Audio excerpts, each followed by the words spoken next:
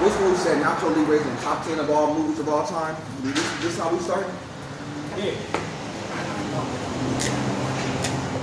It has the same philosophical nuance of Citizen Kane. So top 10 personal or top 10 like real? Oh, personal. Come on. All right. Top 10 personal of all time, Nacho Libre, baby. Maybe I can put it in my top 10. I am. I can't do it. I don't know if I would even put it in my. Let me think about this for a second. See, that's why you don't have people powers. I don't because I gotta think about it. Would it even be in my top 10 of comedies of all time? I have to really think about that for a second because. What is it? I mean, what's the name of Nacho Libre? It's just his personal top 10. No, it's personal top 10. It's genuinely one of my favorite movies. Yeah, I mean, and that's what I said. It's not like literal. I know it's subjective. I'm trying to think like, dog, I like it. I love it. You dip the tortilla chip in the ketchup? Well, ground beef. But anyways, Nacho Libre. No, I've never seen that before. Well, it's okay. Remember you did French fries in a milkshake. Yeah. Yeah. Because I'm nice. But in all seriousness. Nacho Libre, top 10. Okay. Well, I'll give a little bit of extra context on that while you guys think of your own list real quick. But the reason why that movie's a top 10 to me is because back in the olden days, and when I used to live in Whittier, Whittier Boulevard, there was I don't know if it's still there, but there was a movie theater there, right? That was kind of old school looking, but I remember going there with my mom and dad to watch Nacho Libre. And there was this fat kid in that movie, and my dad used to tease me saying that I used to look like that little fat kid because I was a fat kid. I'm a fat man. But I just remember that, and that in combination with the film and whatnot, it's just a pretty fond memory for me. That's why it's like in one of my top 10. It's not in the top 3, but it's in the top 10. It's also just genuinely a very entertaining, clean movie. Especially towards the end, where he jumps off the ropes and he takes down Ramses. It's a very, very good movie. It's one that, should I ever have kids, I would gladly sit down and watch it. All right, let me think about this. If I was just doing just strictly comedies, if I do top 10 movies, it's a different conversation. But top 10 just comedies. Yeah. Let me think about this. Well, let me ask this. White Chicks will be in there somewhere.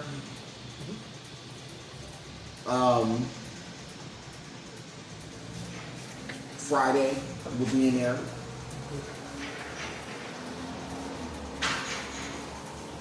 Menace to Society? No, it's not comedy.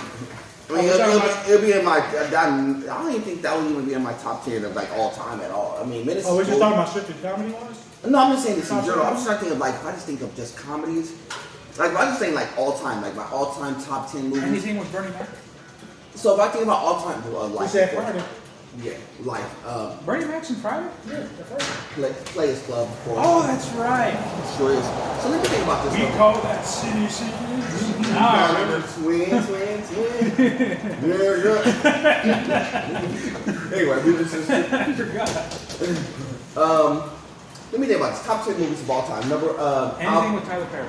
No. Very good. Top 10 movies of all time, I would always say for me personally, kind of like when you say personally, Higher Learning would always be in my top 10. Independence Day, American History X, House Party, The first one. the OG one, not the remake, the OG House Party. You know, I gotta be specific for the kids in the back because they don't know. You know, when they get the real, kid and play kid stuff. Anyway. Educate can. Let me think. Transformers, but that's only because the original Transformers, the Michael Bay Transformers. Okay. The reason why is because my son loved it. It's because my kids really, they would watch that movie like religiously. It holds up to this day. Yes. So Transformers will be in there. Let me think about this now. From that point in, see, this is where it becomes a little bit murky because I've seen so many movies. I would choose Boys in the Hood. Maybe above Menace to Society, only because I thought Boys in the Hood was just a click better. Even though Menace to Society was gritty, Boys in the Hood had a little bit more one-liners and stuff, and it was, more fluid.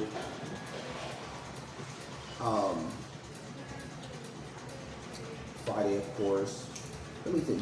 What else would be in that mix that would be kind of cool? That's in so many movies. It's hard to decipher right now. Well, what about you, Paul? What is your number? Choo Choo, tell me. Choo Choo. If I had to pick Money Talk. Money Talk? No. Number one. My first, my last, my everything. The jail scene. Hey, where your shirt at? I'm gonna say right now, Money Talk. I used to watch that movie a lot too. That was a very underrated Him movie. and Charlie Sheen did they? Oh, that's a good movie. You need little guns, or you need him. So you say you got problems, eh?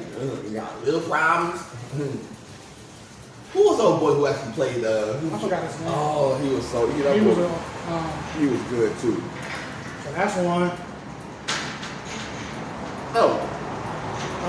The Longest Goodnight with Samuel L. Jackson and Gina Lewis. Rush Hour. I was gonna say that. Just down on me right now. Rumble in the Bronx with Jackie Chan. That's Enter the Dragon, Bruce Lee. Bruce Lee, Enter the Dragon. It's the art of fighting without fighting. Yeah, I can go into for real. That was like a joy. Hard Boiler with Chow Yun-Fat.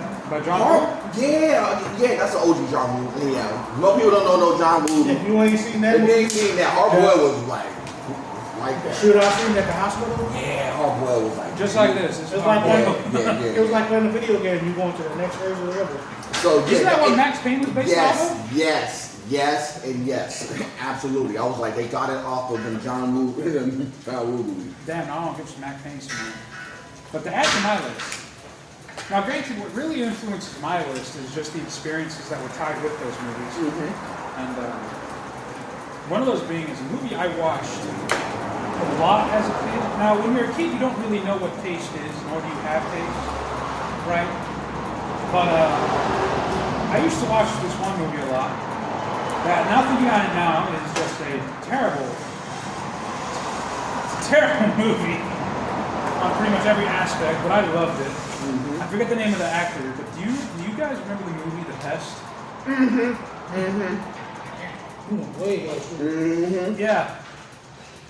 Yeah, The Pest. The Pest? The Pest. As opposed to like Ghostbusters, I mean, they put that in the same. You know, what was the movie? What was the one with Shia LaBeouf, Holes? Was that the one? Or Holes was good? Or y'all remember Tremors? Yeah. Oh, that's an easy top three. Kevin Bacon and Yeah. But The best part in that whole movie is when the tremor breaks into the basement and that couple unloads on it. yeah. And then behind them is a whole wall of guns, and they just keep pulling guns off the wall. that's what Reboot McIntyre. Yeah. Reboot. Good movie. That's classic, man. That's Oh, can't forget Training Day. Texas Chainsaw Massacre 2, Part 2. House on a Haunted Hill. With the remake. The one with the black guy. The one with Omar Epps, you mean? Yes. The reason that one's still... Was that Take Davis? No. Maybe it was Take Dates. I was trying to think which one it was. Oh no, to this day, the reason I remember that movie so fondly is because that was the only movie where the black guy survived. Shut up. That was Deep Blue Sea, fool. Don't, put some respect on LL Cool J now. Take me back to the ghetto. So there's 3 movies where black dudes survive. Anaconda. Because The one with Ice Cube? yes, because Cube survived. And J-Lo. Oh, you know they weren't. You know they wasn't. And you knew they weren't gonna kill Cube either. He was still a little bit too hood in that movie too. That was so funny. He was only one in a jersey. Exactly. In the swamps, by the way. It was it's an old school movie. You might remember. I don't know. It's one of Vincent Price movies. Old school classic. The Pitch. Into the Pit. I think. Oh, Into the Pit? Yeah. Vincent Price. What's the name of that movie where it's those two idiots who go clubbing and it's really known for that song, What Is Love?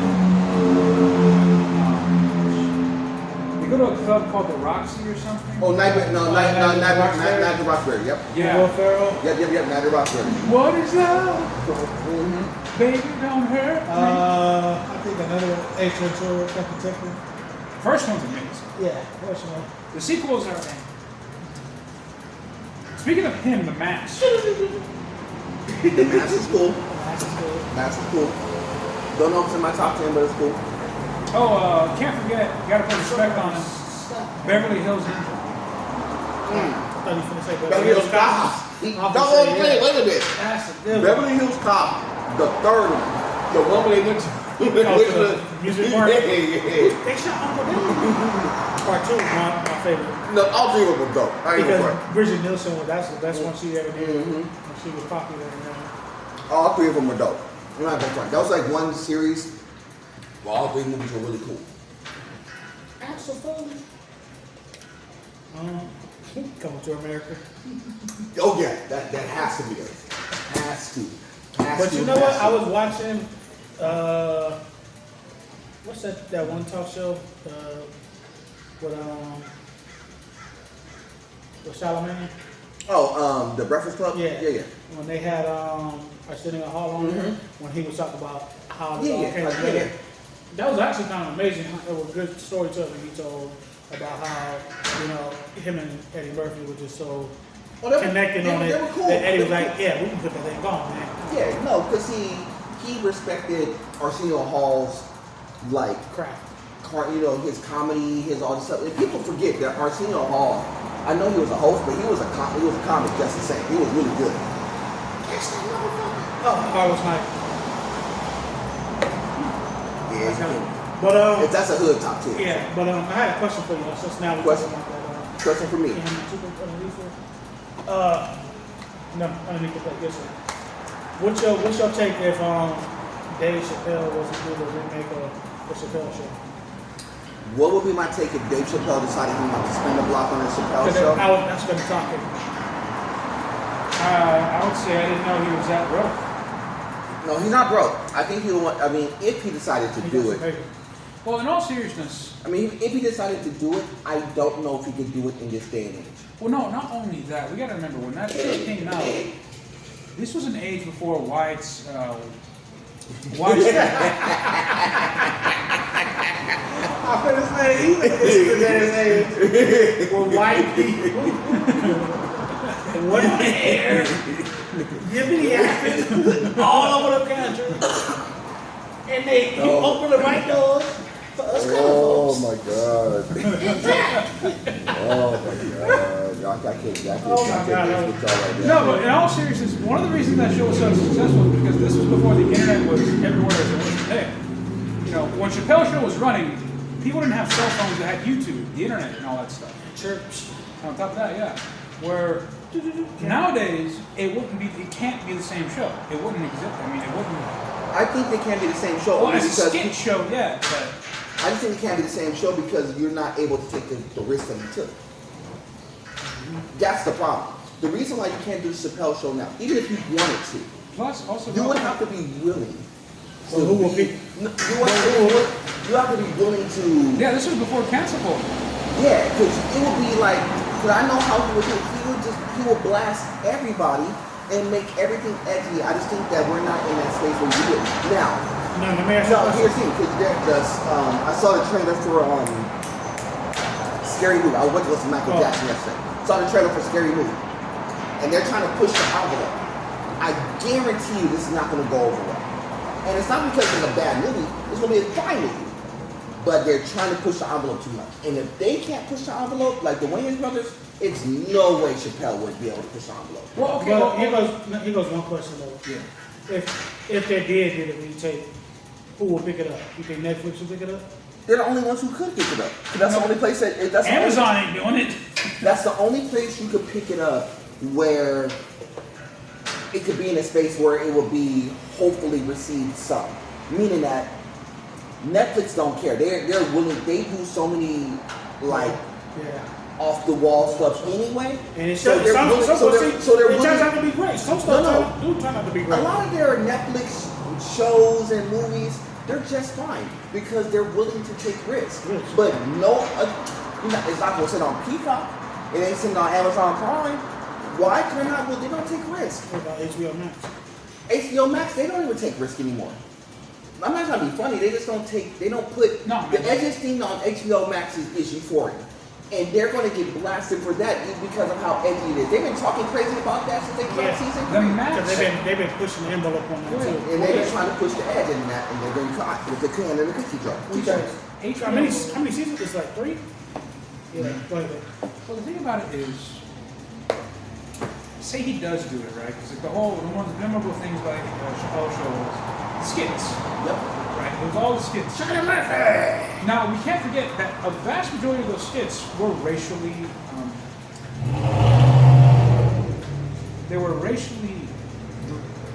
race was the joke. Right? For a vast majority. A prime example was, you all remember, right, where Dave Chapelle, he put on the white powder makeup, the blonde wig, and he'd be like the anchor man, or whatever that retarded characters that were white. Do you think he can do that today? Yeah. No, he can't do it, but do you think he will do it? Yes, because here's why I say where you can, but you gotta be really willing to go on the fire and take the hit. The reason why I say that because remember when Drewski, he just did it. He just went white face trying to emulate Charlie Kirk's wife, and half the people loved it, and half the people didn't. That's how it is.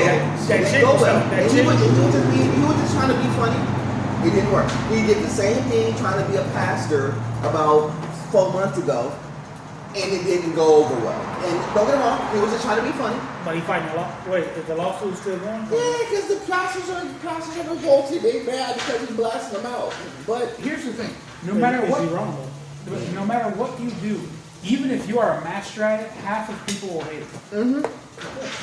So because a lot of people can't take the truth. Well, it's not even just that. Just people don't like. They can't take the joke. Or can't take the humiliation. This is why, if you're going to do anything, you might as well go at max throttle. And I think to Chapelle, even now, I think he would. And I think he could assemble a team that can do it. Well, did you watch the interview with the biggest key with Darnell Rollins? What he said? He said yes and no. Yeah, see, the problem, the reason why you can't do it, I'm going to tell you, here's the reason why you can't do it. It's one reason, one person. You don't have Charlie. You can't do this without Charlie. That was an argument that he can't do it without Charlie. Because there's who's going to substitute for Charlie? Charlie was great. No, they did talk about it. Eddie Murphy, he agreed to do it.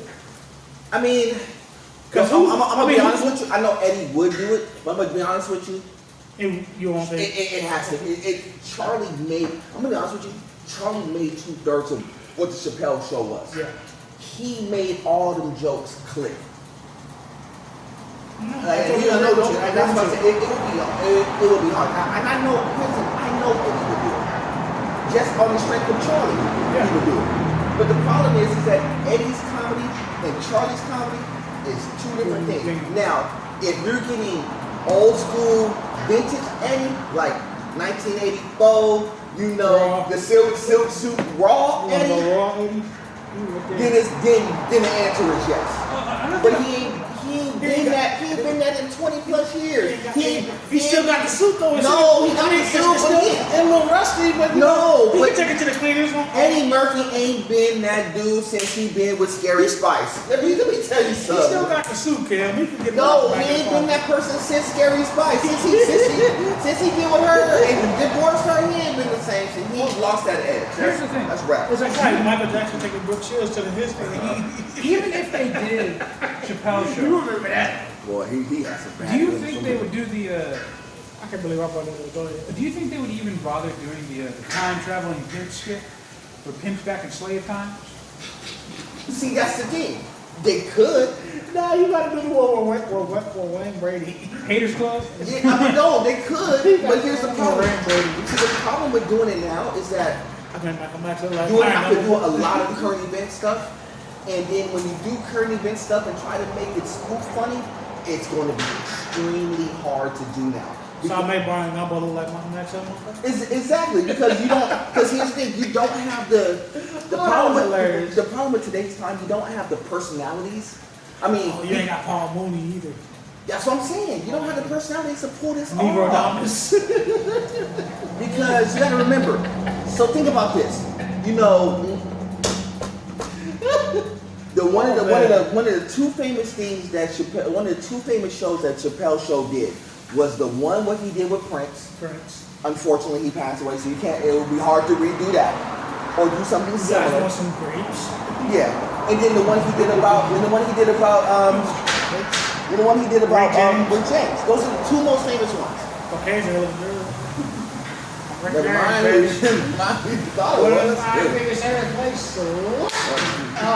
But see what they could do.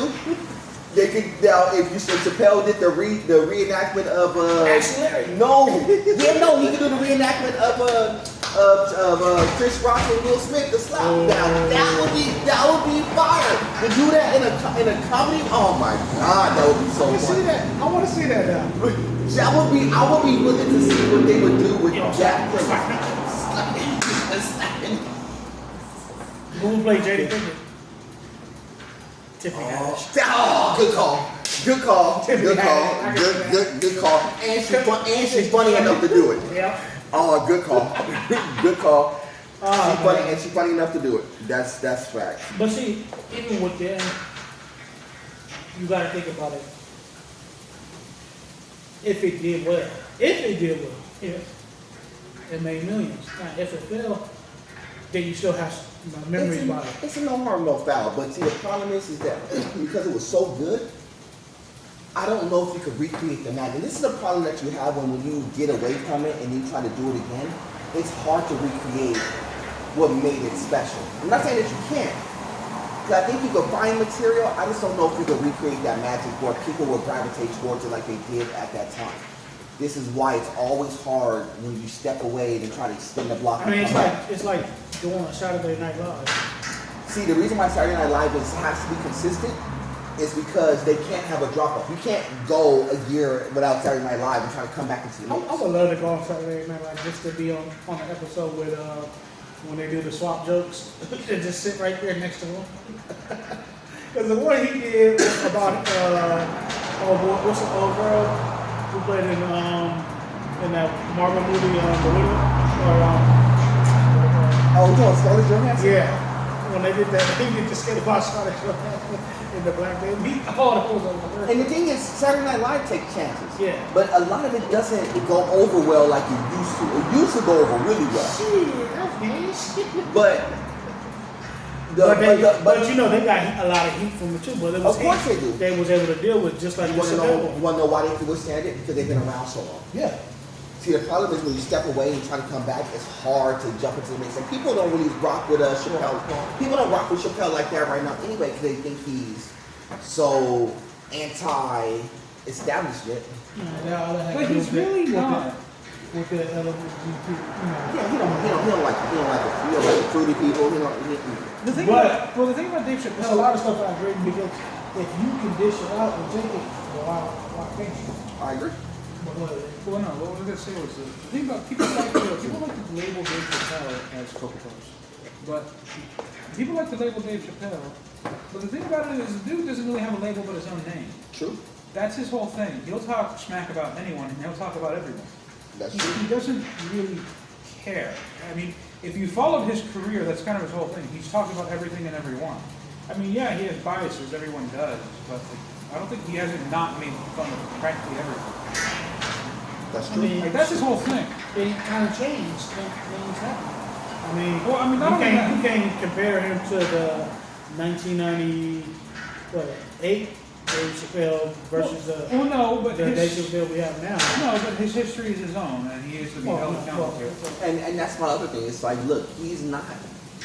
Well, He's kind of like, I would, again, compare him to Eddie Murphy. He's on literally that same trajectory, meaning that when he was younger, he was taking super risks, everything was landing, even back in the day when he was on Nutty Professor, all that stuff was landing. Well, okay, I'm sorry.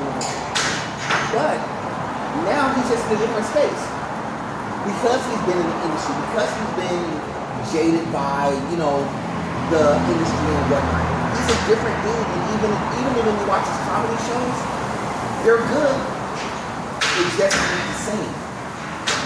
I went to go see Chris Tucker. He's good, but it ain't the same. It's just Chris Tucker's a different dude. A lot of these people are just different people. I mean, they're not. I shouldn't say different people. They're just in a different place where their topics are going to be different, and so a lot of the stuff that they do that was super funny. And funny. Ain't as funny because they're in a different space. It's just different. Part of it is because they're sober. I'm gonna be honest with you. You know what? I'll be honest with you. Part of it is because they're A sober. lot of that, you are correct about that, because I do see a lot of celebrities who have turned their life around. They're getting their life together. They're 300 sober. days or 900 days sober, but that dynamic changed. It's a kill switch that changed out of them. That they're not the same person who they was 15 years versus the person that. Right. So when you put them in a different perspective on stage, certain topics can be different, but it's not just as irrelevant as it was when.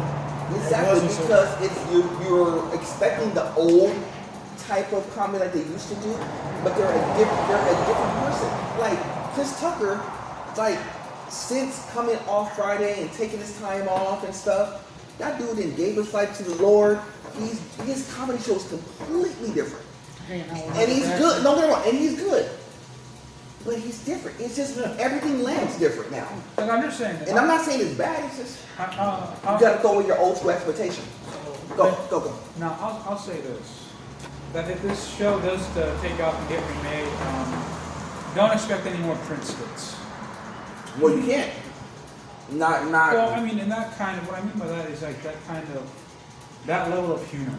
Oh yeah, you ain't getting that. It's not gonna be over top. All right. So talk. I know you got to.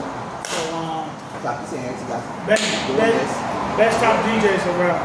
I'm picking who you got? DJ Jazzy Jeff or you got Kid Capri? I'm just stirring the pot for you right now, okay? Since we talk about a level of era. But I was just watching when he did Rock the Bells with Cool J. I'm gonna tell y'all this one time. I just need you to. I'm gonna tell you one I just want you to tell time. the kids in the background why is that so?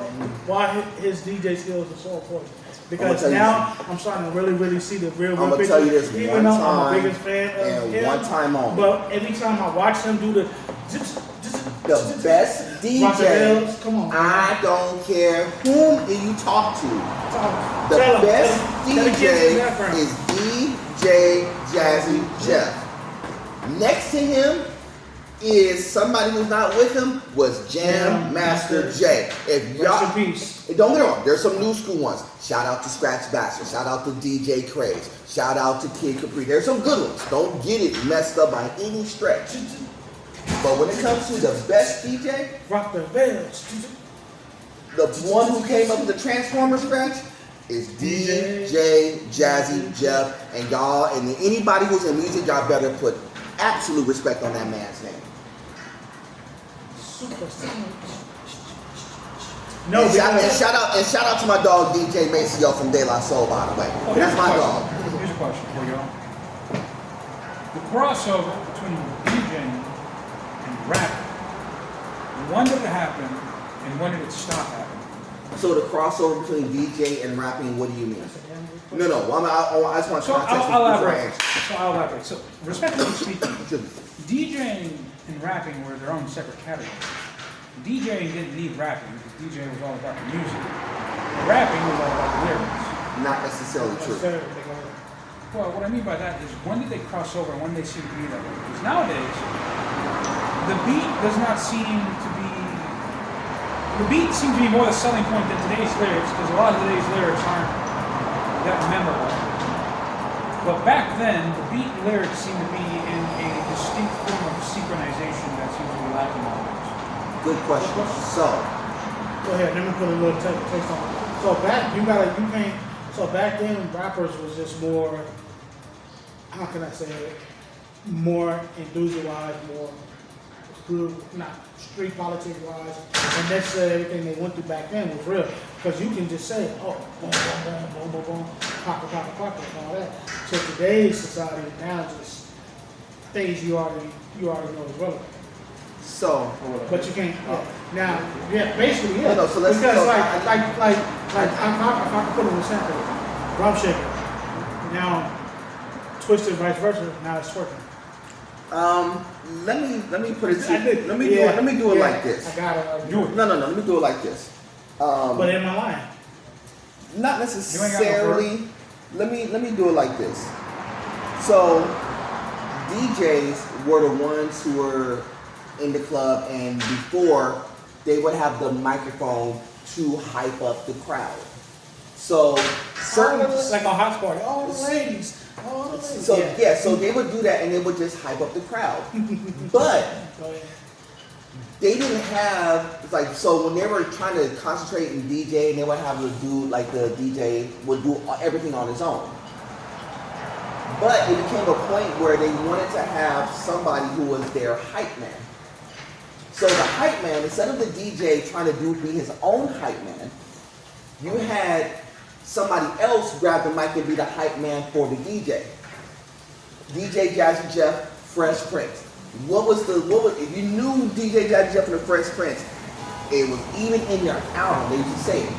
He's the DJ, I'm the rapper. He kind of that's literally when the separation began to happen. Because they were saying Will would just be there to hype up people. But what happened was they were like, well, I could go a little bit of rhyme to it, get a little groove, and people would like the little rapidy rap rhymes and stuff. And they were just doing basic rhymes. The rhymes because half of it didn't make much sense if you really listen to it. But as the writing became better, they will start to well, let me prepare this.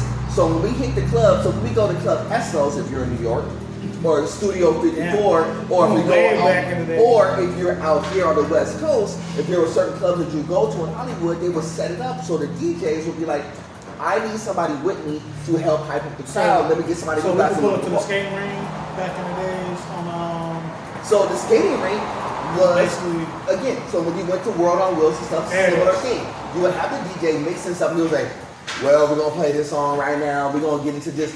They're some radio DJs. Can I pull up any cover of But then they would, facts. But then they would have people who would rap, and they'd be like, yo, I got bars. As the bars became better, the DJ didn't have to do all the hyping. The rapper would do all the hyping for the DJ. Yo, this is my DJ Kid Capri. This is it. And now, old school DJs are still the hype man now, but just the rappers became so good that they became a star in their own right. Like on the movie Juice. But before, the DJ was the star. Here's a question. Do you think the art of the hype man has been lost? No.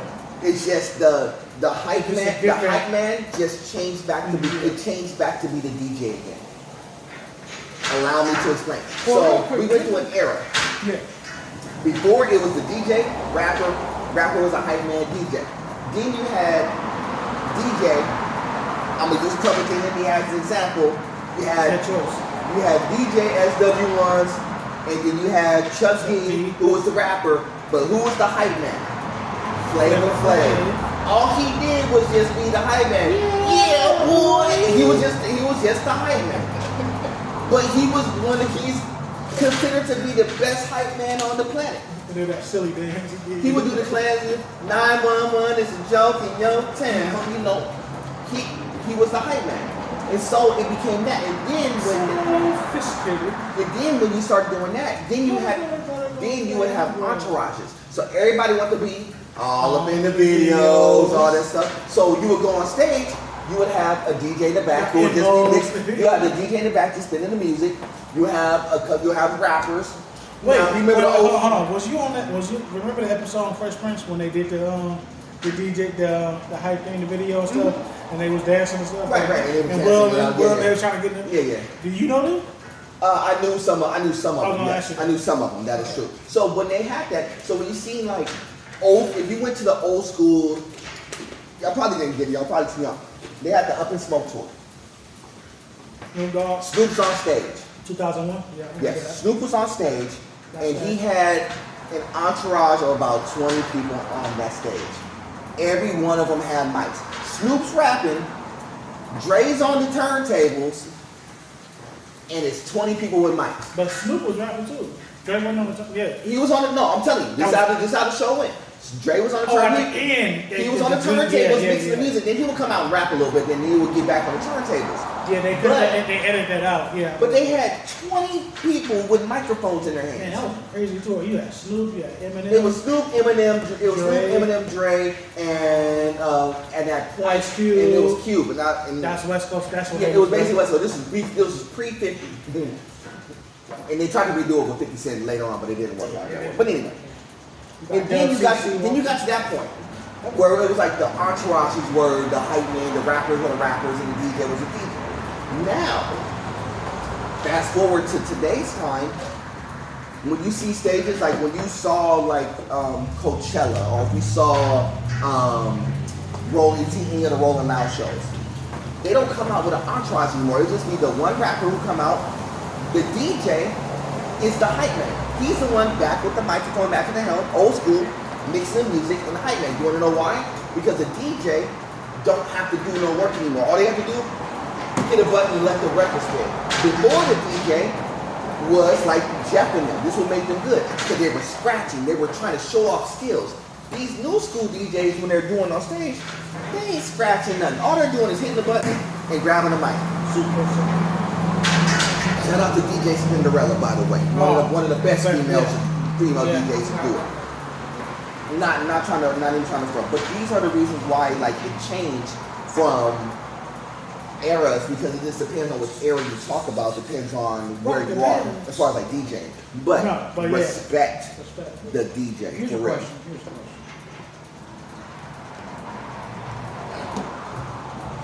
What do you all think about when auto-tune first became a thing? How did it hit the DJ landscape?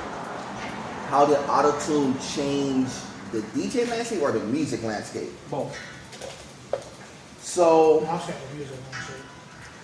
it didn't really hit the DJ landscape because it wasn't really a thing for DJs. So you have two eras of like the auto-tune type. Auto-tune was actually started in like the late 80s. Auto-tune was like in the late 80s where Roger Chapman and Zach would use like what they call a vocoder. They still use it to this day. It's like a little thing. Oh, talk box. Yes, a talk box. Yes, vocoder, talk box, same thing. Right. So that was a version of auto-tune. It was just in a primitive form. Fast forward, we had in the 2000s, it was T-Pain who brought that sound back where his sound was digitalized. It was digitalized. And so he did it at so much of a high clip, and he knew he was doing something different because nobody was using auto-tune to correct anything, but he knew that he could sing, but he wanted it more to be like a digitalized sound because his voice wasn't like as good as it is now. So he used auto-tune to correct some of the imperfections. Fine. Then you started getting everybody else trying to be like T-Pain. Lil Wayne, Kanye West, everybody swear that they can sing now because they have auto-tune to correct it. Even vocalists now who you think that can sing, they can sing somewhat, but auto-tune corrects a lot of their imperfections now, which goes into where we are in today's times, because you may think that, well, these persons sing, like a certain person sings really well. They sing okay, but they're not great without the auto-tune behind them to make their vocals sound crispy and in pitch and all that stuff. So I remember the song that Jay-Z did, which was called Death to Auto-Tune. Yeah. And he said, look, All y'all trying to use all this auto-tune, y'all think y'all can sing, get back to rapping. Y'all rappers, let's get back to doing it authentic. And so Jay-Z was the one who corrected the whole auto-tune thing because it was going wrong. Every artist was doing it, was getting out of hand. Would you say egregious? Egregious is an understatement. No, I just say because everybody's songs sound the same. Lil Wayne went through a big pocket of his hits in auto-tune. Mr. Officer, all that stuff's auto-tune. 808 and Heartbreak, which is considered to be one of Kanye West's best albums. She Will? Yeah. She Will's auto-tune? Yes. So, yeah, Love Lockdown. Yeah. So all the 808 and Heartbreak stuff is all auto-tune. The whole thing. He purposely made it auto-tune. It's one of his popular albums. And it's one of the most popular albums. T-Pain got away from it. He still used to on occasion, but he got away from it. But a lot of his prior songs were auto-tune. It's what it is. Aston Martin music. It ain't auto-tune. No, because Rick Ross. because it wasn't no. It's what's the female's name? God, I can't. You know who never used auto-tune? Michael Jackson. Nickelback. Michael Jackson, get it right. Shout out to the late great Mike. He didn't use auto-tune. He's one of the ones who actually was great until his late ages. Hey, did we talk about how you saw that movie yet? No, we didn't. Well, talk about the people though. What do you think? So you said it felt inaccurate. It is inaccurate. I'm not even going to front. The movie is inaccurate. Now, let me say about Michael Jackson, which is super important. I'm glad that they're doing Michael Jackson as a movie. It looks like it's going to be a trilogy because it will make sense to be a trilogy because there's no way you could tell Michael Jackson's story within 2 hours. Well, isn't he already white? No. What are you talking? So they touched on a few things in the movie which was important. So they touched on the Joe Jackson thing, but I think they didn't really do the Joe Jackson conversation justice. They didn't do it justice, meaning that they were showing him as a young age, like how he's inspired to be like, this is what y'all need to do to get out of this. I'm gonna push them so hard to be superstars. All of them. It wasn't just one. And his whole thing was like, I'm doing it for the family. But they never really showed like how hard he really went on the kids. That's one aspect. The second aspect was what they touched on was they did touch on the vitiligo thing. I just think that part was fictionalized to a degree because not like it didn't happen in real life, but I mean like how they portrayed the story, like I just think that they didn't really tell it accurately. They said, oh well, I've always had the little skinny story, it was vitiligo, so they kind of said it like he already knew that he had it at the very beginning, which means that it could have happened, but I don't know it to be true, and it seems like it was just kind of written in too clean for me to really believe it. Who played Janet Jackson? Those are two things. So there's certain people who wasn't really featured in the movie. Janet Jackson wasn't like, they didn't have a character feature of Janet Jackson. They didn't have a character feature of Diana Ross. And really? Yes. Oh wow. And the reason why that those two pieces are important is because you're going to see as you go along, you can't tell Mike's story without Janet. They really trying to cover that Diana Ross thing with him. Yeah, because you can't tell the story without Diana Ross because she was an integral part, and you can't tell it without Janet because they basically did the same path. So you can't tell one story without the other for it to make sense. So you will basically have to say Janet was doing this and they were trying to push both of them. It wasn't just Mike that they were pushing. They knew that Mike and Janet literally had the goods to be successful. They knew Mike was the super duper star, but Janet Jackson wasn't that far away. If Mike wasn't there, Janet would have been, she was still just as good. That's how good their family was. It was just the other brothers they was making seem like they were not trash, but you know, second rate. I ain't gonna say trash, but that's how they made them look like in the movie. Basically family affairs. Yeah. Oh, you think you better walk? Now, the one thing that they did touch on in the movie was they did pull it Diana Ross, but she was so So my thing was with the movie was they did talk about the Pepsi thing where he got his hair burnt and stuff. They didn't know No, because it's important. I know it is, but it's like... You want to know why that part's important? And I know that was more truer, not the way that it happened, but it's more true to scale because it told a piece of the story which got him to how he became on pharmaceuticals. Yeah. Because the reason why he was on pharmaceuticals was because of the hair incident, which put him on pain medicines, and that's how he became, and you'll hear it later on down the line, how he became addicted to Now, pain pills. what did they say about Neverland? So the thing about Neverland, it was like a whole big thing, like his relationship to Peter Pan, which was to a degree true, but it was exaggerated. So if you watch, when y'all get a chance to watch the movie, and I'm gonna say watch the movie, they did a CGI of a lot of these animals that he would have in the house. They did a thing about, they had the giraffe, they had a snake, and they had Bubbles. So people who are unfamiliar, Bubbles was the monkey that Michael Jackson actually had, but it was all CG. For real? It was CG. So it made it real, and it was like, yo, come on. Animal rights. No, I mean, he's gonna do it. I mean, Bubbles was actually a part of how he really wanted to develop the whole Neverland thing. But the incident with the monkey. But see, the problem, like how they portrayed it, is that Neverland was all in the residence when they was in Encino. I was like, no, they couldn't have all these animals in Encino. Really? You can't have like a little giraffe and no monkey and all this stuff walking around in Encino, California. No. You didn't have enough land space to do it in Encino. You could do it further out, but not there.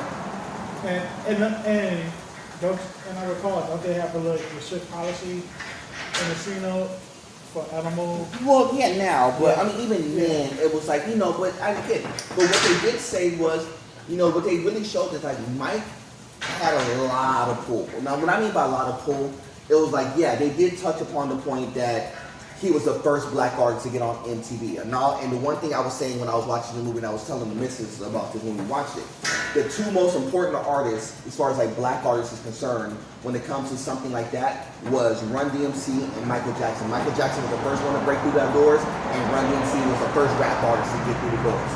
Did they touch base in the movie about him owning the Beatles?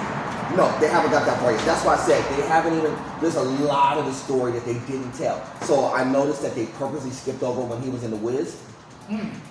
They didn't talk about that because he was in a movie early on when he was younger, and they skipped completely over that part where he was in The Wiz, which is super important because that was the one. So you talk about like, people call them posse movies, but like entourage movies where you have a lot of celebrities and stuff who was in the movie. The Wiz was the one where it was him, Diana Ross, all of them. They were all in the movie. They were all like high-profile stars. They were the most high-profile stars in that era in a musical. Now, say what you will about The Wiz. I wasn't a big fan of it, but I'm not gonna be mad at a posse movie that transcended at that time for that era. Generations and people who really loved The Wiz. It just wasn't really for me. I didn't really like The Wiz. But the movie is cool. It's entertaining. The music is fine. The one thing you would know that, like, dog, Michael Jackson was, the one thing you would walk away is like, no matter what you think about Mike was still that dude. He is still probably will go down as the best entertainer to hit this earth. No matter what, anyone. No matter, you could hate him, you could love him. But when you had people, like when they were talking about, like they showed like the girls falling out stuff, they didn't even do that part justice. Because when Mike would when Mike would perform in real life, people would be losing their mind. I mean, not semi-losing their mind. I'm talking about fainting. I'm talking about, full-blown fanaticism. Yes,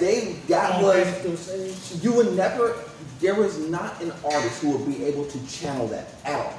Not that type. The closest that you even remotely got in our era, Freddie Mercury. No. Shawn Michaels. No. Shout out to Sean. I know. Sexy boy. Yeah, no. You want to hang on that? Stupid sexy boy. Yo, the Spice Girls is probably the closest you got to it. Yep. Yeah, I remember that. Spice Girls was the closest that you got to superstar fandom. Because anytime that they tried. No, NSYNC.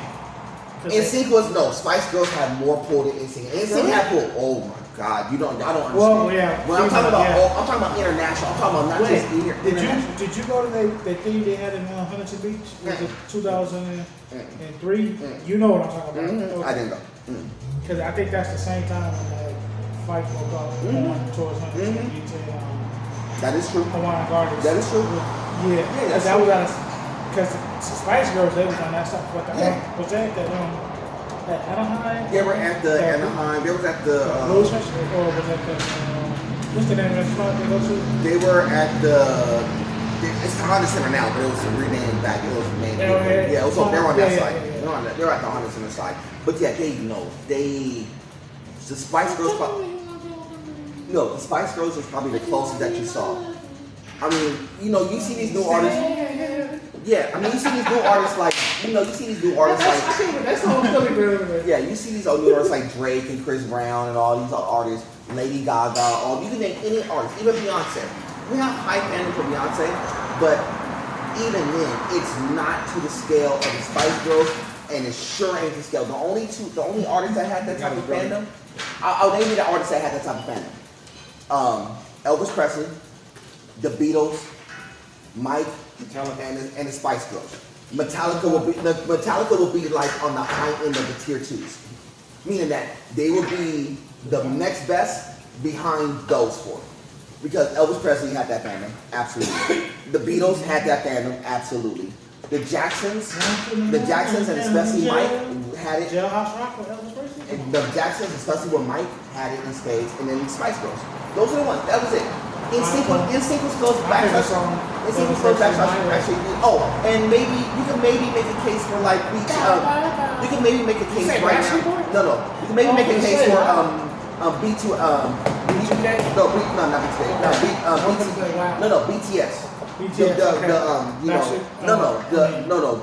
The Asian boy, BTS. They're probably the next ones who's in that company, like them and Blackpink are like the next two up, because when you hear their fandom, even when BTS the way and they have to go to their army and stuff. Oh no, they have fandom, but it's still not even on the scale of that. They would be in the second tier too. Them, Blackpink, a couple of others. What about Immature? They wasn't there. They wasn't there. But I thought you said BTK. I was say, wow. No, BTS. Coming out of your mouth. No. Say, wow. And I like BTS. They actually go on tour. Bacon, tomato, and spinach? Yeah, more or less. That's exactly how they sound like. Bacon, tomatoes, and spinach. Shout out to BTK though. I ain't understand. Well, on that note, that's irrelevant because people got to understand the different times and different eras. But Michael Jackson always still go down as the greatest pop singer of all time. Sold out so many places. He is the greatest entertainer of all time. Yeah, I don't care what anybody say. Watching his last show he did with New York City in 2001. That's what Usher and Chris Tucker came on. Yeah, stage. I think what's tragic is. And then he had That wasn't his last show. No, not the last show, but it was one of his. He had the one with Justin Timberlake. He won them out. Yeah, that was one of the later shows. Yes. Good show. I think what was tragic was, especially with Michael, was like during the last decade of his life. Even as a joke, he was labeled as a pedophile, which was really tragic. I mean, towards the end of his life, Michael wasn't all there anymore.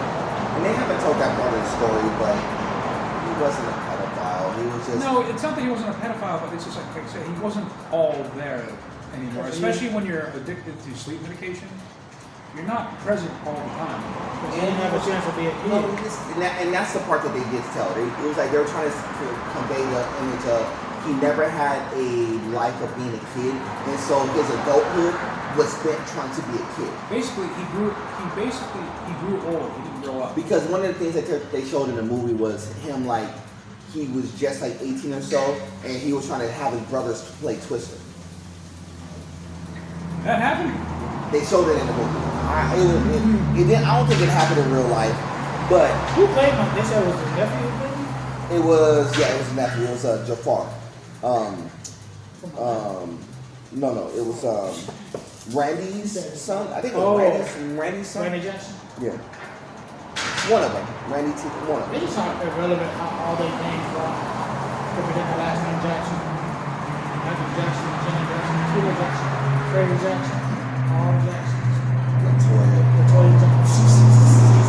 No, I'm saying they portrayed Latoya in the movie a lot, but not Janet. I was like, who played Latoya? I forgot. Some young girl. I forgot her name. But Nia Long played the mom. Oh yeah, I heard that. Did she do And better she than got- Angela Bassett? No. Yeah. But Nia Long got busy. No. But Nia Long got busy. Don't get it wrong. I'm not gonna say Nia Long can't do a script. No. She got busy. Don't get it effed up, but can't nobody do a dramatic scene like Angela Bassett. Yeah, no. I just think that maybe the If you cast. see the first one, Yeah, and that's why I said if you're going to do it, Angela Bassett would probably be a better I choice. just saw I just watched the scene where she beat up Will Jackson. But yeah, but I was like, cheated. but Nia Long did fine. I thought she did a really good job. I'm not even gonna front. She did really good, and she kind of needed this role too, so it's good. Yeah, that's true. Anyway, what else I got? Are we good?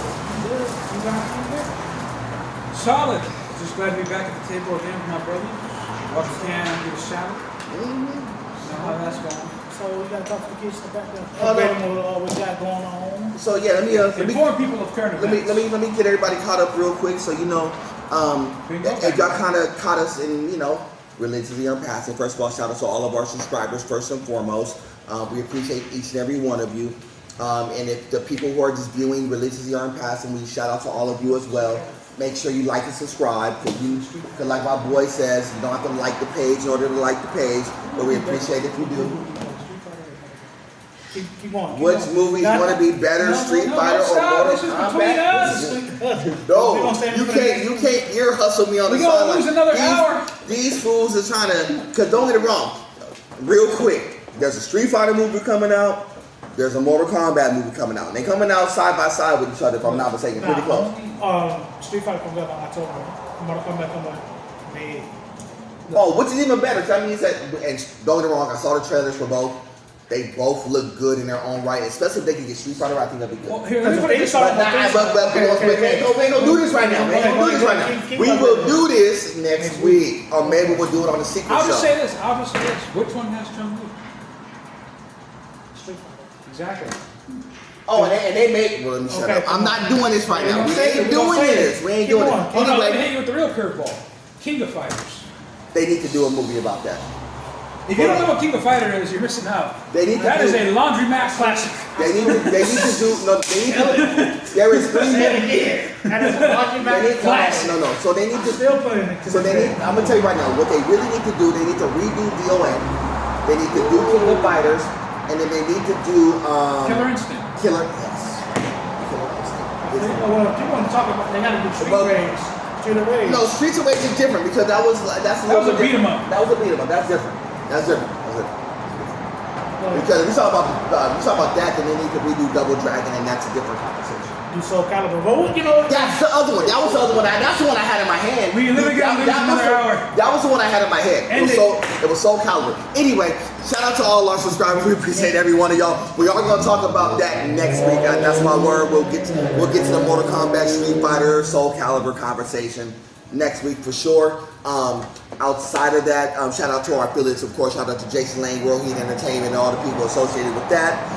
Shout out to my boy Dirty Joe, of course. Speaking of that, we got to give him the boy Jason Lane some kudos because he's just getting his website up. Shout out to my boy Jason Lane and World Heat Entertainment. Yeah. Getting his website up and all that. We got some good stuff cooking with him pretty soon. Shout out to Mark. Shout out to both Marcos and everybody. I know everybody's been in the trenches working, including us. So, as y'all been well seeing, we're going to be dropping more content a little bit more frequently. So, keep on the lookout for our long form. We're going to be dropping some shorts as well. We got a lot of things spinning. So, besides that, we appreciate y'all. From my man Paul, from my man Vic, my name is Cam, aka Nerd Boy Fresh. Freaky. Like always, it is God above everything. Till next time, family, we will do this again soon. Much love and respect. Salute.